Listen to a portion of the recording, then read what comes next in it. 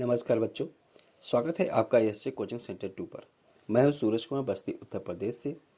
जो बच्चे जयप्रकाश नारायण सर्वोदय विद्यालय प्रवेश परीक्षा कक्षा 6, 7, 8 व 9 की तैयारी कर रहे हैं, उनके लिए आज का ये वीडियो बेहद ही खास है। क्योंकि आज के इस वीडियो में बच्चों आप लोग के एग्ज़ाम में कैसे हिंदी का और कैसे इंग्लिश का पेपर आएगा, कैसे क्वेश्चन आएंगे, आज के इस वीडियो में देखने को मिलेगा। तो पूरा वीडियो को अंत तक जरूर देखें और इसमें जो क्वेश्चन बताया गया है इन सभी क्वेश्चनों को जरूर तैयार कर लें बच्चों। ऐसे ही क्वेश्चन आप लोग के एग्ज़ाम में आता है, इसी लेवल का रहता है, तो ज़्यादा परेशान होने की कोई ज़रूरत नहीं है। बस इसको देखिए और पूरा तैयार करिए और जाइए एग्ज़ाम दीजिए, आप लोग एग्ज़ाम में अच्छा करें। चलिए क्लास को पूरा देखिएगा। हाँ, तो पहला सवाल है, the movie appears to be at end. इसके ऑप्शंस हैं, पहला ए, दूसरा एन, तीसरा द या चौथा नो आर्टिकल। तो इसका सही उत्तर क्या लगता है? अब अगर मैं स्कूल वाले तरीके से सोचूं तो एंड शब्द ई से शुरू होता है, जो कि ए ई आई ओ यू में से एक है। तो क्या बस यही देखकर हमें एन लगा देना चाहिए? यहीं पर वो आंखों का धोखा काम करता है, जिसकी आपने शुरुआत में बात की थी। इसका सही उत्तर विकल्प दूसरा है, यानी एन। लेकिन सिर्फ इसलिए नहीं कि यह ई अक्षर से शुरू होता है। अच्छा, तो फिर असली कारण क्या है? असली खेल अक्षरों का नहीं बल्कि ध्वनि का है। मेरा मतलब है साउंड का। जब हम एंड बोलते हैं तो गले से एक ही स्वतंत्र ध्वनि निकलती है, बिना जीभ या होठों को टकराए। ओह, मतलब इसे वावल साउंड या स्वर की ध्वनि कहते हैं? एकदम सही। अंग्रेजी का नियम है कि जब भी कोई शब्द ऐसी वोकल ध्वनि से शुरू हो तो वहां एन लगता है। तो मतलब हमें स्पेलिंग से ज्यादा उच्चारण पर ध्यान देना है। चलिए इसे दूसरे सवाल पर आजमाते हैं। दूसरा सवाल है, she has been waiting for long time. बिल्कुल, इसके ऑप्शंस पढ़िए। इसके ऑप्शंस हैं, पहला ए, दूसरा एन, तीसरा द या चौथा नो आर्टिकल। अब लॉन्ग बोलते समय शुरुआत ल की ध्वनि से हो रही है। ल बोलने के लिए जीभ को तालू से टकराना पड़ता है, तो ये स्वर तो नहीं हुआ। बिल्कुल सही पकड़ा आपने। ल एक व्यंजन यानी कॉन्सोनेंट साउंड है। हाँ, क्योंकि इसमें हवा का बहाव रुक कर बाहर आता है। सही कहा। इसलिए यहाँ सही उत्तर होगा पहला विकल्प, यानी ए। जब भी कोई शब्द कॉन्सोनेंट ध्वनि से शुरू होता है तो ए का इस्तेमाल करते हैं। उदाहरण के लिए अ लॉन्ग टाइम एकदम सटीक है। ये साउंड वाला लॉजिक बहुत काम का है। चलिए तीसरा सवाल देखते हैं।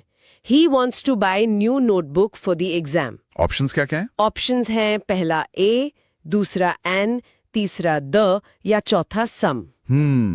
तो पिछले नियम के हिसाब से क्या होना चाहिए? अगर हम पिछले नियम को यहाँ लगाएं तो शब्द है न्यू।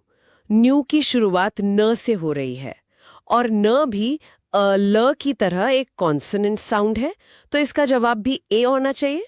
एकदम परफेक्ट। सही जवाब पहला विकल्प ए ही है, अ न्यू नोटबुक। मतलब ये काफी सीधा था। हाँ, लेकिन यहाँ ध्यान देने वाली बात यह है कि आर्टिकल हमेशा उस शब्द के साउंड पर निर्भर करता है जो उसके ठीक बाद आता है। हाँ, ये जो बात आपने कही कि आर्टिकल ठीक बाद वाले शब्द पर निर्भर करता है, ये मुझे चौथे सवाल की तरफ ले जाती है। पढ़िए चौथा सवाल। सवाल है, my uncle drives extremely old car.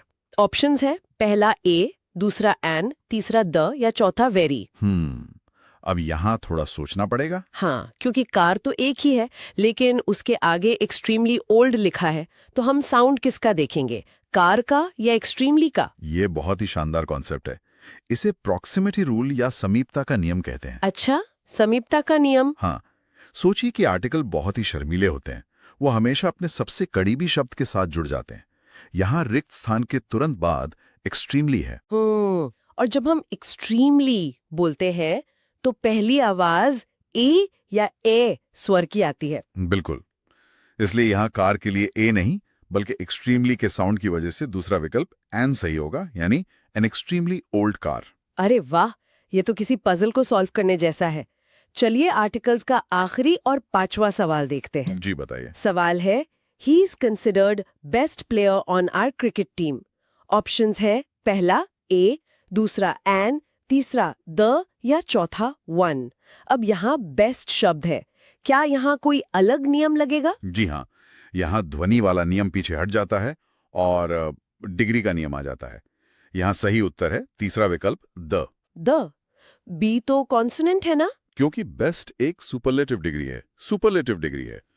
इसका मतलब है कि कोई चीज अपने आप में सबसे ऊपर है, उससे बेहतर कोई नहीं। ओह, मतलब किसी इकलौती चीज की बात हो रही है। सही कहा। जब भी हम किसी ऐसी विशिष्ट चीज की बात करते हैं तो ध का प्रयोग होता है। ध एक स्पॉटलाइट की तरह काम करता है जो बताता है कि हम किसी आम खिलाड़ी की नहीं बल्कि उसी सबसे बेहतरीन खिलाड़ी की बात कर रहे हैं। ओह, आर्टिकल्स के साउंड और स्पॉटलाइट वाले खेल को समझने के बाद अब हम ग्रामर के उस हिस्से में चलते हैं जहां शायद सबसे ज्यादा गलतियां होती हैं। आप प्रेपोजिशंस की बात कर रही हैं? बिल्कुल, यानी शब्दों का रिश्ता जोड़ने वाले वो छोटे छोटे शब्द। छठा सवाल है, Neha is very accurate her daily calculations. इसके ऑप्शंस भी बता दीजिए। ऑप्शंस है पहला ऑन, दूसरा एट, तीसरा इन, चौथा विद। अब अगर मैं हिंदी में कहूं कि कैलकुलेशन के साथ सटीक है तो विद सही लगता है। और यहीं पर हम अपनी मातृभाषा के अनुवाद में फंस जाते हैं। रुकिए, तो विद गलत है? बिल्कुल गलत है। इसका सही उत्तर तीसरा विकल्प इन है। अंग्रेजी में कुछ फिक्स प्रपोजिशंस होते हैं। अच्छा, तो एक्यूरेट के साथ हमेशा इन लगता है? जब कोई व्यक्ति किसी विशेष कार्य क्षेत्र के अंदर सटीक होता है तो अंग्रेजी उसे एक स्पेस या कमरे की तरह देखती है। इसलिए हम कहते हैं कि वो अपने काम में या इन सटीक है। एक्यूरेट इन हर कैलकुलेशंस। अनुवाद वाला ये जाल बहुत खतरनाक है। सातवां सवाल भी कुछ ऐसा ही लग रहा है। क्या है सातवां सवाल? She confided her best friend about the hidden secret. Options है पहला on, दूसरा in, तीसरा at, चौथा to. तो हिंदी के हिसाब से क्या लग रहा है? अक्सर लोग कहते हैं ना कि मैंने उस पर भरोसा किया, तो उस हिसाब से तो on होना चाहिए। Confided on. फिर से वही अनुवाद का जाल। सही जवाब है दूसरा विकल्प इन।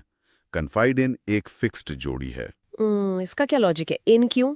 इसका लॉजिक ऐसे समझिए कि जब आप किसी को अपना राज बताते हैं तो आप वो राज उसके भरोसे के अंदर यानी इनसाइड रख रहे होते हैं। आप उसकी सतह या ऑन पर नहीं रख रहे। ओह, ये तिजोरी वाला उदाहरण बहुत अच्छा है, मतलब भरोसे के अंदर रखना। बिल्कुल, इसलिए कन्फाइड इन समवन कहा जाता है। आठवां सवाल देखते हैं। The hardworking student is eager check his final scores. Options हैं पहला इन, दूसरा ऑन, तीसरा टू, चौथा फॉर। इसमें क्या कंफ्यूजन लग रहा है? अब उत्सुक या ईगर होने के लिए फॉर भी अच्छा लग रहा है, जैसे ईगर फॉर चेकिंग। यहाँ व्याकरण का एक बहुत ही स्पष्ट नियम लागू होता है। सही जवाब है तीसरा विकल्प टू। फॉर क्यों नहीं? ध्यान दीजिए कि रिक्त स्थान के बाद चेक शब्द है जो एक क्रिया या वर्ब का मूल रूप है। जब भी हम किसी काम को करने के इरादे की बात करते हैं तो हम टू के साथ वर्ब की फर्स्ट फॉर्म लगाते हैं, जिसे इन्फिनेटिव कहते हैं। एकदम सही। ईगर टू चेक यानी चेक करने के लिए उत्सुक। अगर यहाँ नाउन होता जैसे ईगर फॉर द रिजल्ट्स तब फॉर सही होता। ये एक बहुत बड़ा फर्क है जो अक्सर मिस हो जाता है। खैर, नोवा सवाल तो परीक्षाओं का ऑल टाइम फेवरेट है। हाँ, मैं समझ गया आप किस सवाल की बात कर रही हैं। पढ़िए। सवाल है, why youngest sister is exceptionally good mathematics. Options हैं पहला एट, दूसरा इन, तीसरा ऑन, चौथा विथ। और सब लोग इसमें इन लगा कर आते हैं। हाँ, हम हमेशा कहते हैं वो गणित में अच्छी है, इसलिए इन्हीं सबसे सही लगता है। लेकिन मुझे लग रहा है यहाँ कोई और ही कहानी है। आपकी शंका बिल्कुल सही है। इसका सही उत्तर पहला विकल्प एट है और गुड इन पूरी तरह गलत है। अरे, गुड एट? इसका क्या कारण है? कारण बहुत ही तार्किक है। अंग्रेजी भाषा किसी भी कौशल या विषय को एक टारगेट की तरह देखती है। जैसे हम तीरंदाजी में टारगेट सेट करते हैं। बिल्कुल, जैसे आप तीर से किसी निशाने को भेजते हैं, एम एट अ टारगेट, वैसे ही जब आप किसी विषय में कुशल होते हैं तो आपकी क्षमता उस पर केंद्रित होती है। इसलिए हमेशा गुड एट मैथ या बैड एट सिंगिंग होता है। उफ, ये तो सच में सोचने का नजरिया ही बदल देता है। 10वां सवाल देखते हैं। It was very kind him to support our science project. इसके ऑप्शंस है पहला टू, दूसरा ऑफ, तीसरा फॉर, चौथा अबाउट। हाँ, और इसका सही उत्तर दूसरा विकल्प ऑफ है। ऑफ क्यों लगता है यहाँ? क्योंकि जब हम किसी व्यक्ति के स्वभाव या चरित्र की बात करते हैं तो वो गुण उसी व्यक्ति से निकल कर आता है। ऑफ यहाँ उस उत्पत्ति या ओरिजिन को दर्शाता है। अच्छा, तो it was kind of him का मतलब है कि ये दयालुता उसी के अंदर से आई थी। सही कहा, गुण उसी का हिस्सा है, इसलिए ऑफ लगाते हैं। ग्रामर के इन नियमों के बाद अब थोड़ा शब्दों के अर्थ की दुनिया में चलते हैं। सवाल 11 से 15 तक सिनोनिम्स यानी समानार्थी और एंटोनिम्स यानी विलोम है। चलिए वोकैबुलरी टेस्ट करते हैं। 11वां सवाल है, what is the correct synonym for the word joyful? Options है, पहला सैड, दूसरा हैप्पी, तीसरा एंग्री, चौथा टायर्ड। ये काफी सीधा सवाल है। सही जवाब दूसरा विकल्प हैप्पी है। हाँ, जॉयफुल का मतलब ही है जो खुशी या जॉय से भरा हो। बिल्कुल। उदास यानी सैड, गुस्सा यानी एंग्री, या थका हुआ यानी टायर्ड। तो इसके विपरीत या बिल्कुल अलग अर्थ वाले शब्द हैं। 12वां सवाल देखते हैं, choose the correct synonym for renowned. Options हैं, पहला अननोन, दूसरा फेमस, तीसरा पोअर, चौथा हिडन। इसमें लोग थोड़ा फंस सकते हैं। हाँ, अब रिनाउंड और फेमस में क्या फर्क है, या दोनों एक ही हैं? इसका सही उत्तर दूसरा विकल्प फेमस ही है। दोनों का अर्थ प्रसिद्ध होता है। तो फिर दो अलग शब्द क्यों? अगर आप गहराई में जाएं तो रिनाउंड में एक सम्मान का भाव भी जुड़ा होता है। बिल्कुल। कोई ऐसा जिसे उसके अच्छे काम के लिए बार बार याद किया जाए। ओह, और अननोन या हिडन तो इसके उल्टे अर्थ हो गए। बिल्कुल। 13वां सवाल एंटोनिम यानी विलोम शब्द का है। What is the exact antonym of the word spotless? Options क्या हैं? ऑप्शंस हैं, पहला क्लीन, दूसरा डर्टी, तीसरा ब्राइट, चौथा प्योर। यहाँ सही उत्तर दूसरा विकल्प डर्टी है। इसे कैसे याद रखें? अगर हम स्पॉटलेस शब्द को तोड़ें तो ये स्पॉट यानी दाग और लेस यानी बिना से बना है, मतलब एकदम बेदाग या साफ। अब क्योंकि हमें इसका विलोम चाहिए तो साफ का उल्टा गंदा यानी डर्टी होगा। सही कहा। क्लीन और प्योर तो इसके समानार्थी हो गए। 14वां सवाल है, find the correct antonym for the word attractive. Options है, पहला ब्यूटीफुल, दूसरा अगली, तीसरा चार्मिंग, चौथा क्यूट। इसका सही जवाब दूसरा विकल्प अगली है। अट्रैक्टिव का मतलब होता है जो अपनी तरफ खींचे, आकर्षक हो। हाँ, और ब्यूटीफुल या चार्मिंग इसके समानार्थी हैं। हमें इसका विपरीत चाहिए जो ध्यान हटा दे या बदसूरत हो, इसलिए अगली सबसे सटीक जवाब है। 15वां सवाल है, what is the opposite meaning of the word occupied? Options पढ़िए। ऑप्शंस है, पहला बिजी, दूसरा वर्किंग, तीसरा रिलैक्स्ड, चौथा एंगेज्ड। अब अगर कोई सीट ऑक्यूपाइड है मतलब वो भरी हुई है, तो इंसानों के लिए इसका क्या मतलब होगा? बहुत अच्छा उदाहरण दिया आपने। इंसानों के लिए ऑक्यूपाइड का मतलब है कि उसका दिमाग या समय किसी काम में भरा हुआ या व्यस्त है। तो बिजी या एंगेज्ड इसके समानार्थी होंगे? बिल्कुल सही उत्तर है तीसरा विकल्प रिलैक्स्ड। जब कोई व्यक्ति किसी काम से मुक्त होता है और आराम की स्थिति में होता है तो वो रिलैक्स्ड होता है। अंग्रेजी की ये यात्रा बहुत दिलचस्प रही, लेकिन अब समय है मॉडल पेपर के हिंदी खंड में गोता लगाने का। मुझे हिंदी व्याकरण बहुत पसंद है। और मेरा मानना है कि हिंदी व्याकरण में भी ऐसा ही एक गहरा लॉजिक काम करता है। तो 16वां सवाल है, दिनकर शब्द का सही पर्यायवाची इनमें से कौन सा है? ऑप्शंस क्या क्या हैं? ऑप्शंस है, पहला चंद्रमा, दूसरा भानु, तीसरा नक्षत्र या चौथा ग्रह। इसका सही उत्तर दूसरा विकल्प भानु है, जो सूर्य का पर्यायवाची है। इसे रटने से बचने का कोई तरीका है? बिल्कुल है। अगर हम संस्कृत के मूल शब्दों यानी रूट वर्ड्स को देखें तो दिनकर दो शब्दों से बना है, दिन और कर। कर मतलब करने वाला। एकदम सही। तो जो दिन को करने वाला है, उजाला लाने वाला है, वो सूर्य है। इसी तरह जो प्रभा यानी सुबह करता है वो प्रभाकर है। अरे वाह, यानी अगर हम शब्दों का ऑपरेशन करना सीख जाएं तो कुछ भी रटना नहीं पड़ेगा। बिल्कुल नहीं रटना पड़ेगा। 17वां सवाल देखते हैं, समीर निम्नलिखित में से किसका पर्यायवाची शब्द है?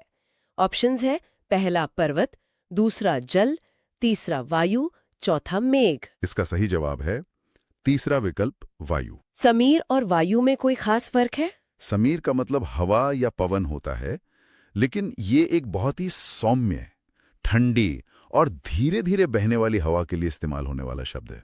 बहुत ही काव्यात्मक शब्द है। 18वां सवाल देखते हैं, शिक्षा शब्द का उचित पर्यायवाची क्या होगा? ऑप्शंस हैं, पहला ज्ञान, दूसरा पुस्तक, तीसरा शिक्षक, चौथा विद्यालय। इसमें लोग अक्सर कंफ्यूज होते हैं। हाँ, अब कोई कह सकता है कि शिक्षा तो विद्यालय में मिलती है या पुस्तकों से मिलती है, तो वो पर्यायवाची क्यों नहीं हो सकते? उफ, यही तो परीक्षा का ट्रैप है। सही उत्तर पहला विकल्प ज्ञान है, ज्ञान कैसे? क्योंकि विद्यालय, शिक्षक और पुस्तकें शिक्षा प्राप्त करने के साधन या उपकरण हैं, लेकिन शिक्षा का मूल अर्थ या उसका सार ज्ञान की प्राप्ति ही है। ओ, मतलब पर्यायवाची का मतलब है वो शब्द जो उसी मूल अर्थ को दर्शाए। बिल्कुल, साधन और अर्थ में फर्क होता है। बहुत ही स्पष्ट। 19वां सवाल है, नीर शब्द का सही पर्यायवाची पहचानिए। ऑप्शंस है, पहला सागर, दूसरा जल, तीसरा आकाश, चौथा बादल। इसका सही उत्तर दूसरा विकल्प जल यानी पानी है। और यहाँ मैं आपको एक बहुत ही जादुई नियम बताता हूँ। जादुई नियम? कैसा नियम? देखिए, नीर का मतलब जल है। अगर आप इसके अंत में ज लगा दें, जैसे नीरज, तो ज का मतलब होता है जन्म लेने वाला। जल में जन्म लेने वाला, मतलब कमल। बिल्कुल। और अगर आप अंत में द लगा दें, जैसे नीरज की जगह नीरद, तो द का मतलब होता है देने वाला। ओहो, जल देने वाला मतलब बादल। सही पकड़ा। एक मूल शब्द से आपने 3 अलग-अलग पर्यायवाची सीख लिए। नीर मतलब जल, नीरज मतलब कमल और नीरद मतलब बादल। ये तो सच में किसी जादू की तरह है। मतलब हिंदी व्याकरण बहुत ही वैज्ञानिक है। 100% वैज्ञानिक है। अब 20वें सवाल से हम विलोम शब्दों की दुनिया में आ रहे हैं। सवाल है, तिमिल का सटीक विलोम शब्द क्या है? ऑप्शंस? ऑप्शंस है, पहला प्रकाश, दूसरा छाया, तीसरा धुआं, चौथा रात। सही जवाब पहला विकल्प प्रकाश है।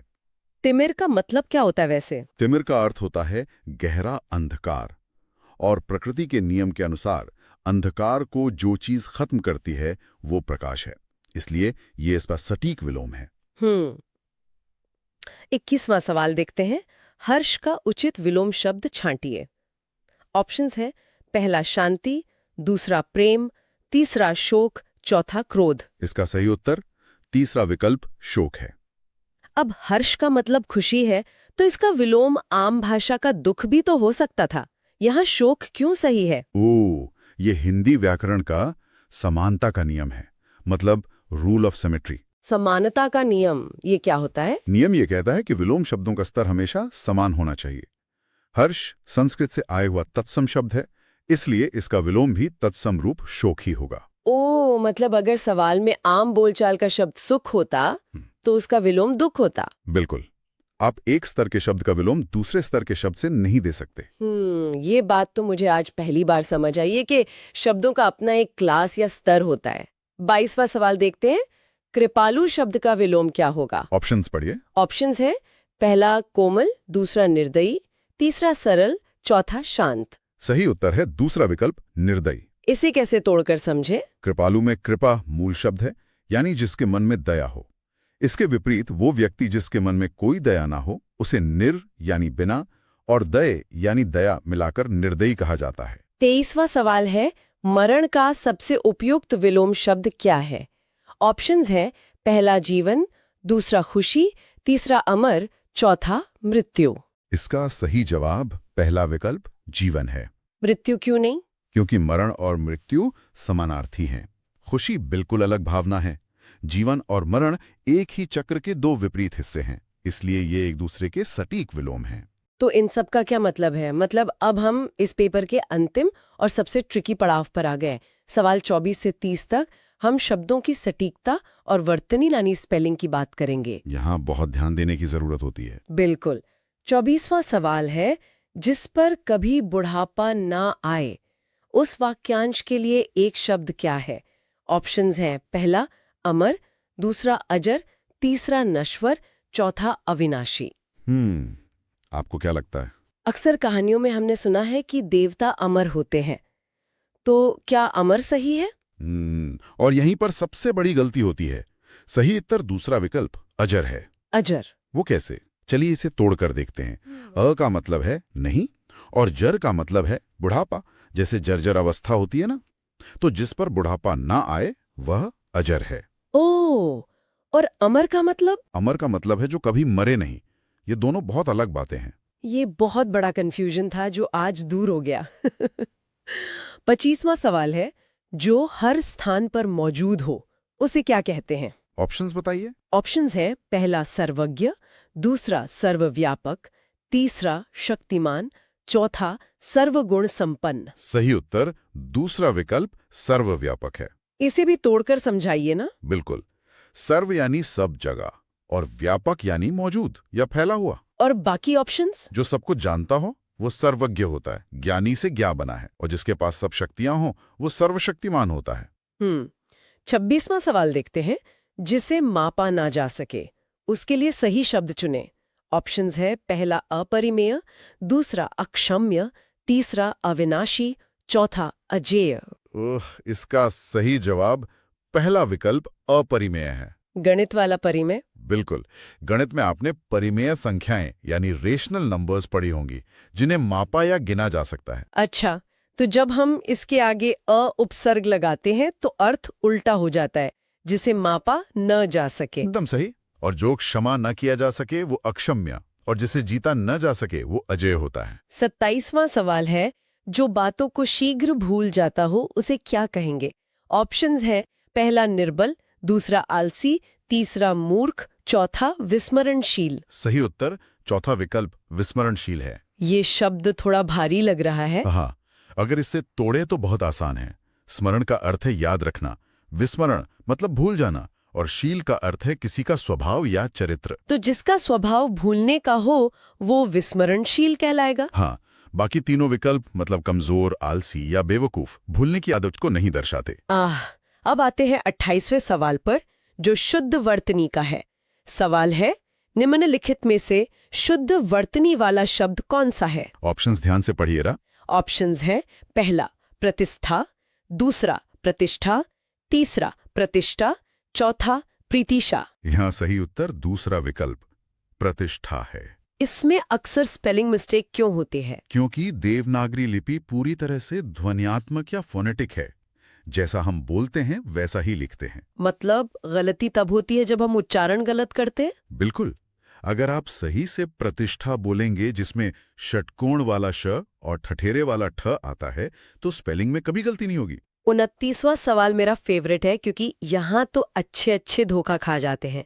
सवाल है, इनमें से सही वर्तनी वाला शब्द छांटिए। ऑप्शंस बताइए, ये वाकई बहुत ट्रिकी है। ऑप्शंस हैं, पहला कवियत्री, दूसरा कवित्री, तीसरा कवियत्री, चौथा कवियात्री।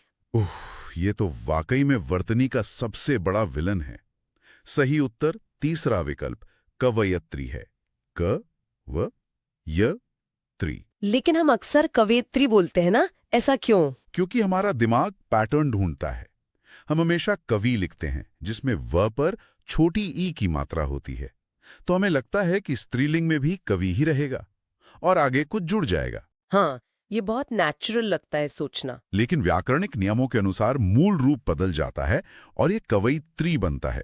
व पर से मात्रा हट जाती है। और आखिरकार 30वां सवाल है, धैर्य शब्द का सबसे सटीक अर्थ क्या है? ऑप्शंस है, पहला घबराहट, दूसरा डर, तीसरा संयम, चौथा क्रोध। इसका सही उत्तर है तीसरा विकल्प संयम। धैर्य और संयम एक ही है? धैर्य का मतलब सिर्फ इंतजार करना नहीं है, बल्कि मुश्किल या तनावपूर्ण स्थिति में अपनी भावनाओं पर नियंत्रण रखना, यानी संयम बनाए रखना है। तो आज हमने इस पूरे मॉडर्न पेपर के 30 सवालों को हल कर लिया। जी हाँ, एक एक करके। और अगर मैं इस पूरी चर्चा का निचोड़ निकालूं तो वो ये है कि परीक्षा में आने वाले सवाल हमें डराने के लिए नहीं होते। बिल्कुल नहीं। बल्कि ये देखने के लिए होते हैं कि हम भाषा के बुनियादी विज्ञान को कितना समझते हैं, चाहे वो ध्वनि हो या शब्दों के जुड़ने का तरीका। सही कहा आपने। हमने अंग्रेजी और हिंदी दोनों में देखा कि हर नियम के पीछे एक ठोस कारण है। और जब आप उस कारण या लॉजिक को समझ लेते हैं तो आप सिर्फ एक परीक्षा पास नहीं करते, बल्कि आप उस भाषा के मास्टर बन जाते हैं। बिल्कुल, और यही हमारा आज का लक्ष्य था। आज के इस शानदार चर्चा को खत्म करने से पहले मैं एक विचार छोड़कर जाना चाहूंगी।